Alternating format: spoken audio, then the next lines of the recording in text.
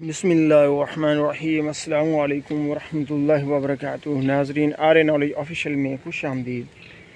आपका मेज़बान रऊफ़ अहमद एक नए प्रोग्राम के साथ हाज़िर हैं, जिसमें हम बात करेंगे चाइना लीमू की, जिसे कहते हैं कि कागज़ी लीमू या चाइना का लीमू आम मशहूर है। और एक दोस्त ने क्वेश्चन किया था कि उसकी जो है ना केयर बताएं कि जो बेहतरीन है गमले में भी और क्यारी में भी, क्योंकि उसके पास लगे हुए हैं, गमले में भी लगे हुए हैं चाइना लीमू, और गमले से भी आप अच्छी खासी जो पैदावार हासिल कर सकते हैं। तो अगर आपका कोई किसी बाइक का अगर गमले में लगा हुआ है तो फिर भी कोई मसला नहीं है, और अगर क्यारी में लगा हुआ है फिर भी कोई मसला नहीं। हम आपको उसकी बेहतरीन तरीके से केयर बताएंगे, तो इंशाल्लाह ताला आप भरपूर चाइना लीमू हासिल कर सकेंगे और शिकंजीन वगैरह बनाकर इंजॉय कर सकेंगे। सर्दियों का जो फल है वो हम जो लगा हुआ होता है वो हम मार्च तक उसको हार्वेस्ट कर लेते हैं।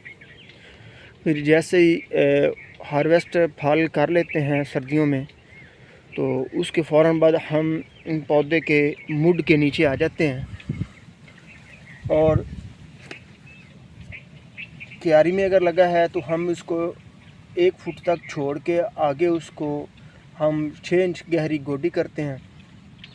और गोडी करने के बाद उसमें से घास फूस ये जो तिनके होते हैं उसको हम चुन लेते हैं, और अच्छी तरह कंपोस्ट की हुई गोबर वाली खाद, या हमारे पास अगर कोई और ऑर्गेनिक कंपोस्ट हमने जो तैयार करते हैं वेजिटेबल्स के जो हम इस्तेमाल करते हैं, सब्जियां वगैरह, उनके जो बकिया जो हम छिलके वगैरह हमारे पास बचते हैं तो हम उससे भी कंपोस्ट तैयार करते हैं।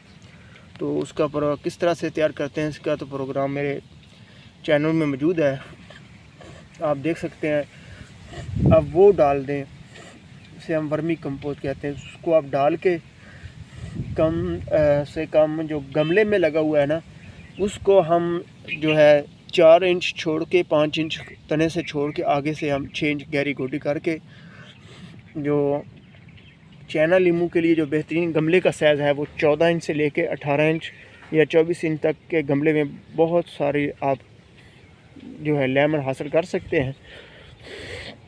तो गमलों वालों में गमले के साइज़ के हिसाब से हम आधा किलो से लेकर 1 किलो तक जो है कंपोस्ट को वो हम इसमें बिखेरते हैं। जबकि क्यारी में लगे हुए जो लीमू का प्लांट होता है हमारा, उसको हम जिस तरह से सीट्रस को उम्र के लिहाज से डालते हैं, इसी तरह हम वो सीट्रस के हिसाब से ही उसमें डालते हैं गोबर की खाद। और वो हम जैसे ही लीमू तोड़ते हैं तो हम उसमें डाल देते हैं। लेकिन याद रखें, जो क्यारियों में लगे हुए हैं वो माहिरीन भी यही रिकमेंड करते हैं, और हम भी आपको यही रिकमेंड करते हैं कि आप उसको दिसंबर में ही गोबर वाली खाद 40 किलोग्राम तक डाल दिया करें। बाकी उम्र के लिहाज से इसकी जो गोबर की खाद है वो बदलती रहती है, इसलिए आप वो मेरा उम्र के लिहाज से जो सीट्रस की जो है खादों का इस्तेमाल वो देख लें और उसके हिसाब से आप डालें। और दूसरी रही बात कि इसमें कीमियाई खादें कौन सी डालें, तो चाइना लीमू को मैं आपको मशवरा दूंगा कि आप कीमियाई खादें ना डालें, क्योंकि इससे वो आपका पौधा मरने का खतरा रहेगा। अगर थोड़ा सी भी बेहतियाती होगी या ज़्यादा आप डाल बैठे तो आपका पौधा जल जाएगा। आप उसको मुकम्मल ऑर्गेनिक हासिल करें। लीमू ऑर्गेनिक भी आप बहुत हासिल कर सकते हैं। तो इस तरह मैंने आपको बताया कि 6 इंच गहरी गोटी करने के बाद गोबर वाली खाद मिला के ऊपर से पानी लगा दें, तो फिर मार्च में इसके फूल आएंगे, और मार्च के महीने के एंड में फूल ख़त्म होकर जिस तरह ये मेरे सीट्रस में किन्नू के जिस तरह ये डोरी मार रही हैं, आपको नज़र आ जाएंगे कि आपके छोटे छोटे जो हैं लीमू जो हैं वो पौधे के ऊपर बन गए हैं। जो बन जाएँ तो आप अगर गमले में हैं तो आप उसको 1 पाव फिर गोबर वाली खाद उस तरह गोटी करके डालते रहें, और 2 दिन के वक्फे से पानी लगाते रहें गमले में। लेकिन अगर क्यारी में लगा हुआ है तो आप इसका हल्की हल्की नीचे से 2 से 3 इंच की गहरी गोटी करने के बाद हल्की हल्की यानी गोबर वाली खाद का वो आप मुसलसल डालते रहें। हर 2 माह के बाद गोबर वाली खाद डालते रहें, लेकिन पानी का वक्फा जो है आपने वो क्योंकि क्यारी में आप ज़्यादा दिन का रखें। अगर छोटी क्यारी है तो आप 4 से 5 दिन का रखें, और अगर जिस तरह मेरा ये खेत में लगा हुआ है, अपने खेतों में अगर लगे हुए हैं चाइना लीमू, तो आप उसको 7 से 10 दिन का वक्फे से आबाशी करें अप्रैल में। और इसी तरह आप चलते जाएँ जब तक कि बारिशें अगर हो जाएँ, तो अगर गमले में है तो बारिशें ज़्यादा हो जाती हैं तो आप गमलों से पानी उसका निकाल दें, ताकि पानी की ज़्यादती की वजह से जो आपके फल है वो ख़राब ना हो। और फूलों के वक्त अगर बारिशें आ जाएँ तो फिर भी आपने उसमें पानी नहीं ज़्यादा खड़ा रहने देना, आप मुनासिब तरीका इस्तेमाल करते हुए निकाल लें, ताकि आपके फल जो है ज़्यादा से ज़्यादा बन सके।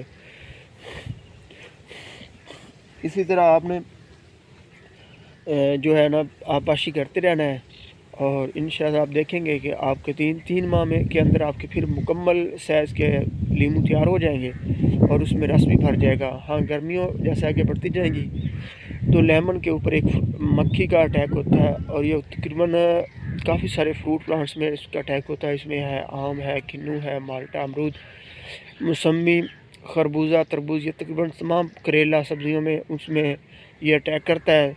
तो उसके लिए आप अगर स्प्रे करना चाहते हैं तो मैं आपको बताऊंगा, एक है ट्राइक्लोरोफार्म, दूसरा है डाइसिन।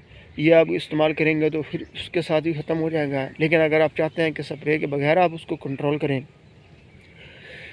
तो आपको पौधों के ऊपर स्प्रे करने के बजाय एक और तरीका है जिसके ज़रिए से हम फ्रूट फ्लाई को कंट्रोल करते हैं या फल की मक्खी को कंट्रोल करते हैं। तो उसके लिए हम जो इस्तेमाल करते हैं वो फेरामून फ्रूट फ्लाई ट्रैप है, जिसमें हम फेरामून लगा कर एक अलहदा डब्बे में हम रखते हैं। वहाँ पे फ्रूट फ्लाई के तमाम नर उसके अंदर आके फंस जाते हैं, और वो मादाएँ जो होती हैं उनके फ्रूट फ्लाई की, वो उनका नर के साथ मिलाप नहीं हो पाता, इसलिए वो फिर फ्रूट को तो काटती हैं लेकिन वो उससे कोई नुकसान नहीं होता, क्योंकि वो उनके जो अंडे एग्स होते हैं वो हवाई अंडे, या जिसे हम पंजाबी में वरूले अंडे कहते हैं, जिन्होंने लोगों ने मुर्गियाँ रखी होती हैं उनको पता होता है कि वरूले अंडे कौन से होते हैं, कि मुर्गियाँ बगैर मुर्गों के भी अंडे दे देती हैं लेकिन उसमें सिर्फ बच्चा नहीं निकलता। तो वो अंडे होंगे वो उससे आपका नुकसान नहीं होगा। अगर आप मेल उसके साथ मिलाप करें फ्रूट फ्लाई के साथ, तो उसमें से जो वो अंडे फ्रूट फल के अंदर देती है, और उससे ये होता है कि हमारे जो फल के अंदर से उसके बच्चे निकलते हैं और वो सुंडियाँ बन जाती हैं और वो हमारे फल के गूदे को खा जाती हैं, और जो अमूमन फलों के लिए बहुत नुकसान होता है, हमारी पैदावार में कमी लाती हैं और हमारी क्वालिटी को भी ख़राब करते हैं। इसी तरह इसमें भी आप वो फंदे भी लगा सकते हैं। एक फंदा आपके पास अगर एक पौधा है तो वो काफ़ी है, 1 एकड़ पे 2 फंदे लगते हैं। इसका कोई ज़्यादा खर्च नहीं है, चंद एक कतरे आपने उसके अंदर लगाने होते हैं। अगर एक दफ़ा आप ले आएंगे तो आपको साल में वो नहीं मुकेगा। हर 3 दिन के बाद आप उसमें चंद कतरे उसके ऊपर लगाएंगे और उसकी स्मेल से वो तमाम मेल जो आएंगे मक्खियों के वो उसमें ट्रैप होते रहेंगे और आपकी जो पैदावार के ऊपर कोई असर नहीं पड़ेगा। इसके साथ हमारा प्रोग्राम तक को पहुँचा। अपनी दुआओं में याद रखिएगा। पाकिस्तान जिंदाबाद।